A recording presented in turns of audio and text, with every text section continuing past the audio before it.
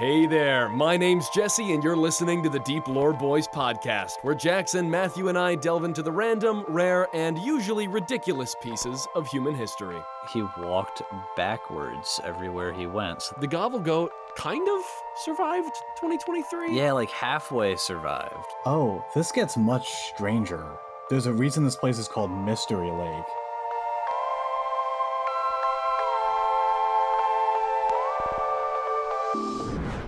Hey again, this is editor Jesse from the future. This episode of the podcast was viewed live by our Discord.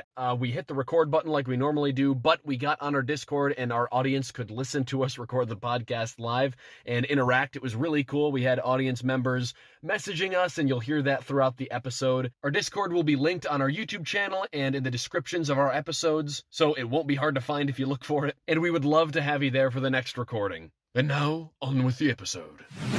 I'm really excited for this one. This is, like, genuinely... I learned about this guy the other day, and it is a wild tale. Oh, is this who I'm thinking it is? It might be who you're thinking it is, Jackson. So, let me give a little bit of an introduction here. This story takes place back in the 80s in Maine.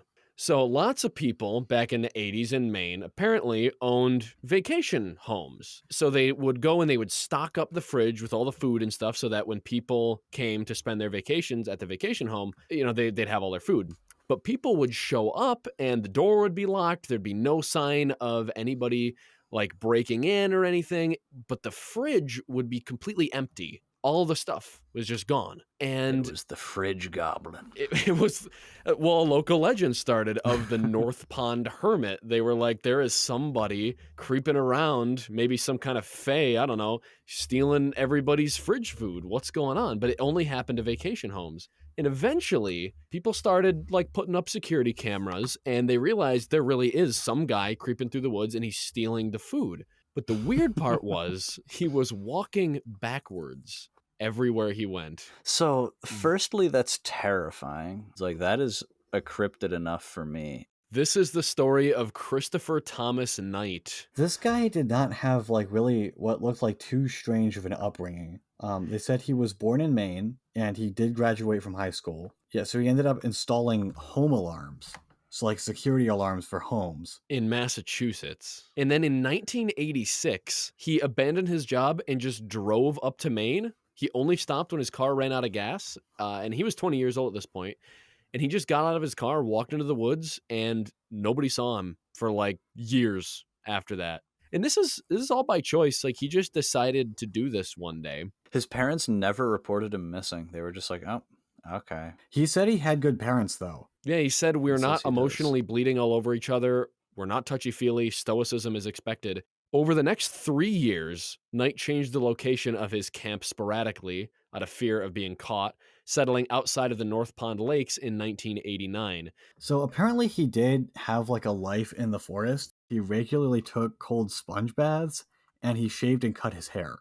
Yeah, like he kept up. But I guess it was also apparently he would also like shave and cut his hair after like if people were to see him, and it was like more to like avoid suspicion. Well, he encountered others very seldomly during his seclusion. Yeah. He claimed when he was arrested at some point, we'll get to that, but when he was arrested, he claimed that he had only one instance in his 27 years of solitude in which he spoke with another human, and literally he just passed a hiker on a travel path and was just like, hey. and that was literally it. Fair enough, I guess. Tristan in our Discord chat said, this dude is living my ideal life. The lack of human interaction is amazing. I know Tristan, and I thought of him immediately when I learned about this guy. This is the way to live. So apparently at first he was like really kind of iffy about stealing stuff from people. He said that like it just bothered him morally, but then he decided that he would only rob vacation homes because they're owned by rich people anyway, and it's not like, if you stole food, people were going to go hungry. Like, he knew that it wasn't going to be like a deadly situation for anyone. So he would pick the locks on these vacation homes, and he'd go in, he'd take everything from the fridge, and then he would unpick the locks on his way out so that there was no evidence that the place had been broken into. And that's just kind of how he survived this whole time. Yeah, apparently if he would like break into a canoe, he would actually sprinkle pine needles on it to make it look like he had not like disturbed the canoe and that had been there like for a while. And also, I like that he walked backwards everywhere he went so that people would get confused by his footprints and think he was walking the other way. That was his whole.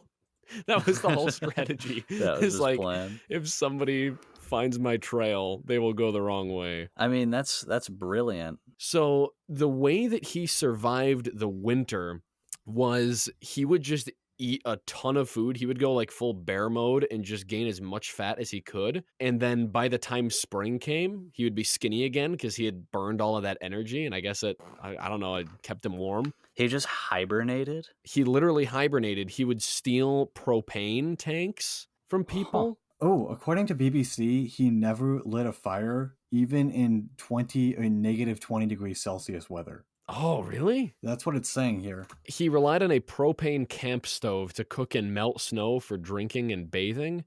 He avoided building wood fires because he didn't want anybody to see the smoke, but the propane camp stove worked just fine. So wait, did he end up getting arrested for breaking into people's houses and stealing? Yeah, so people eventually, like, so back in the 80s, I don't think it was super common to like even own a camera, and much less common to have like security camera footage. Yeah. But eventually people started to put those up and they caught him and they saw this guy walking backwards on the security tapes, which must have been so scary. Yeah, I mean, that is Like, alarming. Okay, that is very alarming. Because at first you would think like, oh, something's going wrong, like the tape's playing backwards, but then you'd realize like, no, this is how it happened. Who is this guy? There is somebody, like, at least he looks, like a human because he is a human. If he was like super like unkempt and shaggy and like hairy or like super skinny or something, I would just be alarmed. Like, Yeah.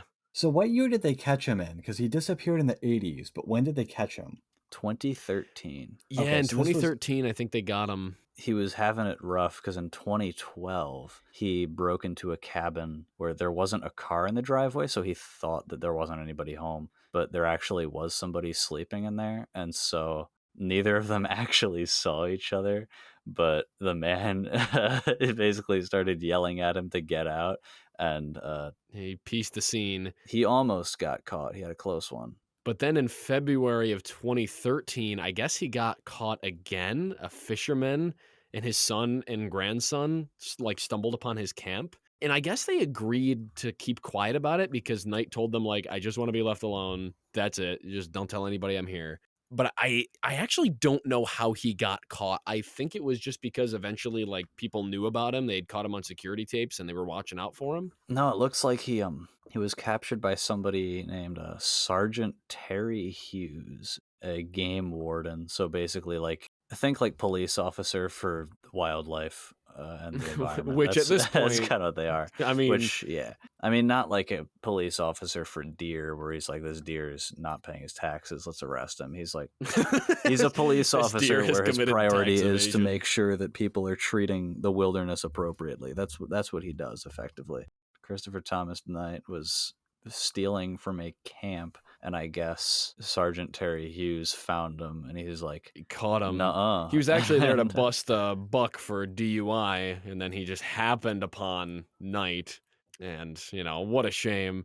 But yeah, so he got chucked in jail for 7 months in October of 2013. So actually, he was awaiting sentencing for that entire time. So he got thrown in jail and only had to spend like a week there because he had already essentially spent his 7-month So sentence just waiting for that trial.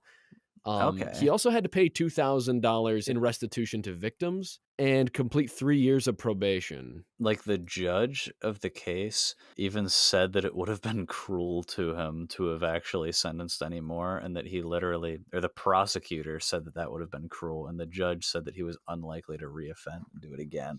So Yeah, Knight said that he felt a deep ethical misgiving, a deep regret about the burglaries, saying that stealing is wrong. So, it sounds like he was this doing it guy, out of need. he doesn't sound like a bad, he's stealing because he needs food. I mean, I get it. I see where he's coming from, kind of. He's definitely a strange character, but he's not he doesn't really strike me as being a bad person at all. So I would say that like I wouldn't blame him at all for just wanting to live out by himself. But what does concern me is that he literally spent like 2 years studying security alarms and then broke into people's houses. Well, I don't know, like, because if I was like, okay, I am morally okay with stealing from people, and so I'm gonna study security alarms so that I can break into people's houses and steal stuff, I wouldn't drive off into the middle of the woods in Maine and then only take food out of people's fridges. Like, if Yeah, I like, was that's going to not- study alarms, I would put that to much greater use than taking bagels. The camera footage and stuff said that he tried to cause as little damage as possible when breaking into places. So he wasn't just like recklessly like just destroying stuff that was other people's. And he does appear that he took only what he needed. So that I will give this man of like, it doesn't look like he was out to cause harm. Do you think he still walks backwards everywhere he goes?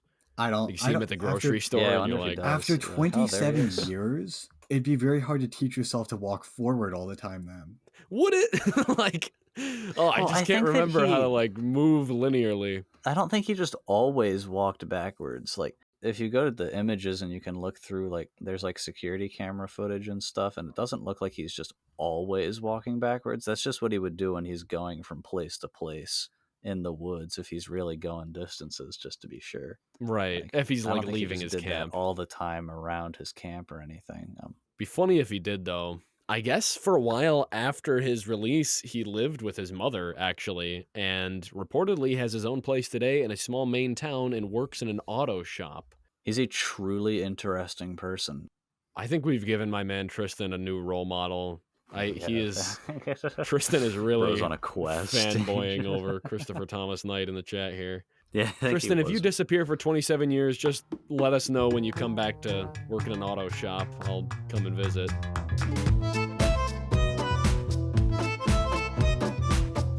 We had a listener request earlier today for Roopkund Lake, which I had just learned about like the day before. This is a topic that I wanted to discuss really bad and then completely forgot about it somehow. So I like that the two like sub names for it are Mystery Lake and Skeleton Lake. I feel like Skeleton Lake just sounds kind of ominous. It is. Please tell me someone didn't die in here. Oh. Oh, Hold on, okay. Let well, me I've tell got bad you news for you, something. Jackson. So I'll like kind of intro a little story here. So imagine you are hiking through the mountains of India, and you come across a little lake in a little valley, and you're like, oh, that's pretty nice. And you climb on down, go to the lake, only to find that there are so many skeletons. I mean, it's crazy. A lot of people were in here, and of course, these guys were thinking, oh, geez, this is 1942. They're thinking, oh, my God, this is, they're dumping a bunch of bodies in a lake here. This is from some war. This is like a war crime. What's going on? And who found them in the 1940s? Was that, I'm seeing it was a forest ranger. Forgive me for, I'm not good at pronouncing foreign names, and forgive me for that, but it's, I think, Hari Kishan Madwal? We'll call him Medwall. Yeah, he's who discovered it. He just stumbled upon it while hiking. Yeah, he was a ranger. Oh, this gets much stranger. This is Yeah, not it's even weird. like this is like there's a reason this place is called Mystery Lake. Because Well, it's a because how did mystery. 300 people all die in this lake? Well, so initially it was thought to be that the local legend says that the king of, I believe I'm pronouncing that right, Kanauj, Raja Jasval, with his pregnant wife Rani Balmapa, went with others on a pilgrimage, and they faced a storm with very large hailstones, and the entire party died. Well, that was the initial initial story, investigation. yeah. That was initially what they thought, but scientific research has subsequently shown that there are actually 3 different groups of people in this lake who died in 2 independent events around 800 and 1800 Common Era. So it wasn't one single incident. People have been consistently dying in this lake, or around Why in the this lake, lake? at least. Skeletons are visible in the clear water of the shallow lake during 1 month when the ice melts. Along with the skeletons, there are wooden artifacts, iron spearheads, leather slippers, and rings. I also want to state this is not a big lake either. This is very small. No. It's a pond, really. It's a small pond tucked in the Himalayas. they discovered that actually 14 of the individuals are from the 1800s and are from mainland Greece and the Mediterranean. So this was like right before the Civil War. Do you think that the water is like toxic? Cursed? Yeah, maybe there's. Oh, I think that like an evil shaman put a curse on the pond. He's like, yeah, it just keeps luring he who people. drank from the water shall turn to dust, and then he like Nothing but bones leaves the shall bones. remain. The studies of the skeletons revealed head injuries, according to some sources. Which skeletons are these? Are these the 2,000-year-old ones or the recent ones? I don't know. I think these. I'm just reading off of Wikipedia here. They're just talking about some of the skeletons in general. Some of them were killed by head-related injuries, which could be the hailstone that theory. implies the hail. Also, they're not lying when they say it's like a bunch of bones. Like if you actually look up images of the lake bed, it's just filled with bones. Like there's a lot. Yeah, of there's them. a lot. Best guess would be that there's something that poisons the water like naturally would be probably my best guess. Right, but nobody is dying But from they like haven't- drinking the water. That's it the looks issue like. though that I have is surely someone has actually taken a sample of the water and been like, oh wow, it has like, it's not water at all, it's sulfuric acid, like something like that. Maybe it has like some weird planarian that like kills you when you touch it or something. Like surely someone has done a test of the water to see what's going on. It's also weird because like again there's only 1 month where like the lake isn't covered in ice, which means that like people are probably not going to be on it or trying to get water out of it for the other 11 months of the year. Yeah, like So are they dying during this 1 month? I feel like if I was with a party of people and we were wandering through the Himalayas and we encounter Skeleton Lake, I'm not going to be like, let's stick around. I dude, would want to get live away there. from I'd there. I'd set up a little shack. I'd be like, you don't come to my lake. I know you would. Maybe a whole tribe of Matthews came by, and that's how so many skeletons end up. No. showing up here. I'm the one putting them there. Okay, I'm gonna. Oh, you're. I'm gonna build like a castle. I'm gonna make like a crypt. CPT Triss on the Discord says Shaman's Curse is the best theory for the lake. Changed my mind. He also says, yeah, I mean it works. He also says you end up a skeleton at Roopkund Lake. I put skeletons in Roopkund Lake. We are not the same.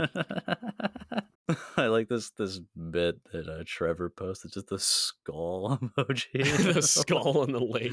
Dude, I want that framed. Oh wait, hold on, Christian. That's kind of a funny theory. If people just like were staring at the water and they just fell in and hit their head and died, and that just kept happening. What is this, That's like all that happened. narcissist? Like he stares at his own reflection to the point where he falls in and drowns? Like Maybe. I mean, it depends on how many of them did that. If it happened like twice, I'd be like, okay, that's weird, but whatever. If it happened like 200 separate times and they all hit their head, I'd be like, oh, okay, like don't look at the water, man. I mean, you can come up with any reason you want, but I'm sticking with the curse theory. I think there's something fishy going on here. The shaman's curse, I think, is what that's what actually did him in. Trevor says, I will fess up. Now, I was practicing my fastball on some tourists back in 1833. Dude, Imagine you're down in a Roopkund, you're looking at the bones in the lake, and just... This guy's just hurling baseballs. Tug Tuna says, I was a survivor of that day. Tug, can you give us... Like, what happened? If you were a survivor of Roopkund Lake, can you how did that go? let us know what went down there so we can crack this mystery? He says I died. Some survivor he turned out to be. Now that Roopkund Lake has been discovered and has sort of come into not the mainstream, but the stream, there is a growing concern about the number of skeletons that are disappearing because tourists will just come in and like hikers will find the lake and they'll just take stuff. Or like, I think if you look it up on Google Images, you'll see people build like little that's what you're seeing. There's like all sculptures. sorts of like shrines and stuff out of the bones, which is very macabre, but interesting and kind of respectable. I'm not saying that as good people died here, but I would be content to die here. Honestly, the skeletons in Roopkund Lake, I mean, they shouldn't complain. Yeah, like they living it up or something. They're living it down. I don't know.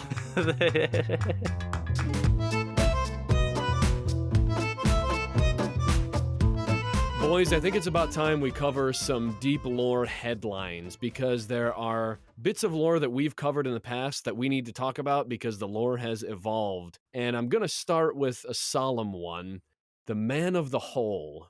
I don't know if you guys remember the Man of the Hole. I think it was episode, 17 or 18 of season 1. We talked about him.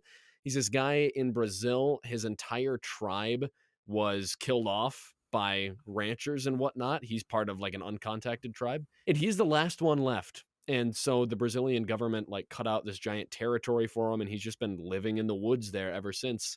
And sadly, as of July 2022, he is no longer with us. This is actually, I'm looking right now. I did not know this. That is heartbreaking. He was found dead in his last home. He was found lying down in a hammock and ornamented with macaw feathers as if waiting for death. So he it looks like he knew that he was going, and he decided enough was enough. He was 60 years old.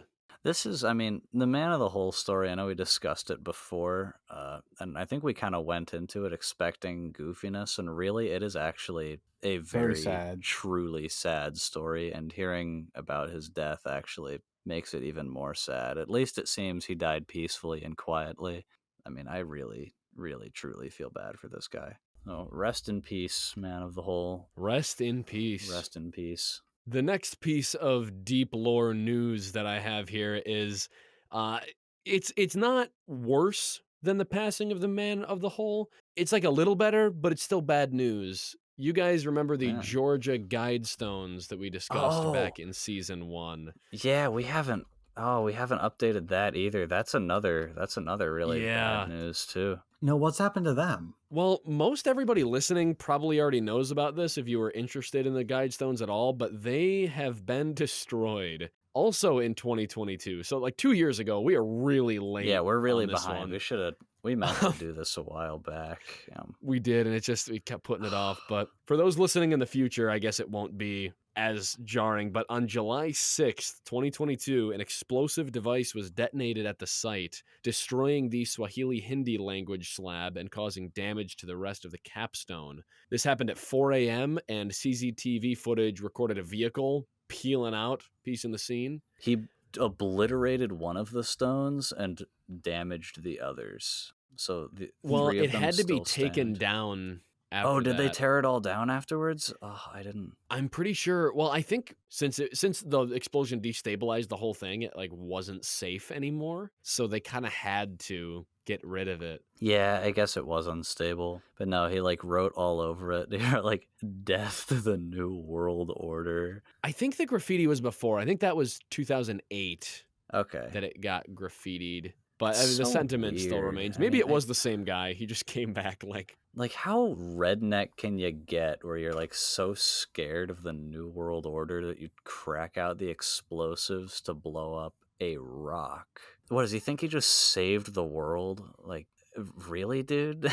Who does this help? Right. Like, what's gonna happen? Like, if the nukes drop, that's kind of the bigger problem, and that's what the Guidestones were for. I don't know. This is important context, actually, for anybody who doesn't know about the Georgia Guidestones. They are these giant, or they were these giant tablets with inscriptions on them in all kinds of different languages. And they were basically there, I guess, in the event that there's like a nuclear fallout, that the remnants of humanity could find these Guidestones and like learn how to rebuild society. That was the thought of the people who built them. And it was truly just built by anonymous people. I think to this day, we don't actually know like who funded it. So after the bombing, no motive was ever publicly shared. No suspects were publicly identified. The mayor, Daniel Graves of Elberton, said that the town planned to rebuild the monument exactly as it was. I hope they do. I'm also wondering if these things are like a magnet for like strange people to attack, though. Dude, we should set up like a laser-guided missile and that's my point, though. Like, are these really? I'm not saying that like the attacks are in the right, but I'm also saying like, at what point is someone not just going to try to get rid of them again? Because this is not the first time something like this has happened. That's what I'm saying, dude. It's like Gavle Goat all over again, but with I was gonna say. time. So we set them up. Dude, and the thing is, you have to fight fire with fire. So, like, imagine you plant landmines around it. And, like, we warn everybody, yeah, don't go to the Georgia Don't go to the Guidestones. Guidestones, man. That actually defeats the entire purpose of all the messages of, like, peace and love that are on them. By Imagine, surrounding and then, like, imagine nuclear fallout has just happened. You scrounge together the last survivors and you see in the distance the Georgia Guidestones, and you're like, oh, maybe they can help us. And then there's a minefield that you don't know about. So people just start That's getting kind of blown tragic, actually. Yeah, I don't know. You could build like a robot or something that like patrols the area and just like Oh, great. That's just what assassinates we need. anybody who... That couldn't go wrong at all. AI protecting the Georgia Guidestones. This is exactly what they wanted. Okay, this The Gavle Goat is the final piece of deep lore headlines that I have for you today. We did discuss the Gavle Goat aftermath previously. That wasn't released in the podcast, though. That recording kind of had botched audio quality, so I figure we can just cover it here again. Spoiler alert, the Gavle Goat kind of survived 2023. Yeah, like halfway survived. I think it's technically listed as survived with damage is what they said, and that, I mean, fair enough. Yeah, it wasn't damaged by humans though. This time, so a little bit of context, if you don't know, the Gavle Goat is this giant straw goat that they build in Sweden every year, and for some reason the people of Gavle just try their hardest to burn it down every year. People have torched it, they've hit it with their car, and it's like a thing. Not even just the people of Gavle, just like people, not always people in general. Swedes, just like random people show up and they're just like, no. Like, what if we got rid of that? So they've put up like a fence and like 24-hour public webcam feeds and stuff to deter people from attacking the goat. And it's worked pretty well. In 2022, the goat was fine. But last year, instead of being attacked by human beings, it was eaten by jackdaws. The birds just were like, hey, and they just picked it all out and ate it. The Gavle Goat wound up looking more like a zombie than it ever really has. It looks evil, to be honest, but... I mean, it kind of made it. Who's to say if it's alive or dead? Maybe he's just wounded, but... I think our prediction was that he would survive. I will swear by it. I think that he counts as surviving. What is our official prediction for 2024? We've got to do this now while the year is young. I don't know, but I think it's weird that it's like survived this long though. He survived from 2017 to 2021. So that's, or no, I'm sorry, to 2020. That's 4 years he survived. Then in 2021, he got torched. So now he's survived 2 years. He could easily go another one, maybe. But just because it's been a while doesn't mean like he can have a streak. I feel like it's more kind of random. I don't know. What kind of year is it? Like, what's the state of humanity's soul this year? Maybe that's not a good question to ask. I think it's bad. I'm going to say the Gavle Goat's going to make it. I'm feeling positive. I think it will. I feel like it will. It's a lot better protected than it usually is. Like they're really working on it. Basically, everyone that's burnt the thing has been arrested. It definitely has deterred a lot of other people from trying at this point. It's gained a lot of notoriety, and people, like, because there's security cameras, very few people want to commit a crime where there's a camera. That being said, you just have to try harder, maybe? It's like a bet at this point, because like the Gavle Goat has like social media and stuff, and they'll put stuff out, and I feel like they're just kind of like, oh, are you gonna burn it down this year, huh? Who's gonna do it? Like they straight up do. They're like, oh, what do you guys think? Is it gonna survive? Are we gonna survive? Like, come on, like do it. Yeah, it's like a social experiment to see. Like, it feels like if we can lure out the crazy people. I feel like there are ways to burn it down from a distance, though, right? Like flaming arrow, maybe like launch a firework at it or something. I like the flaming arrow idea, but I just don't know how actually feasible that would be. Bazooka, how about that? Would that satisfy you? That might do it, actually. That might be a little I feel like that'd cause significant enough damage. Hey again, it's Jesse. Hope you enjoyed this episode of the Deep Lore Boys podcast. If you had fun, please share this episode with one of your non-reptilian friends, and we'll see you next time. Until then, I hope your day is nothing short of interesting. Take care.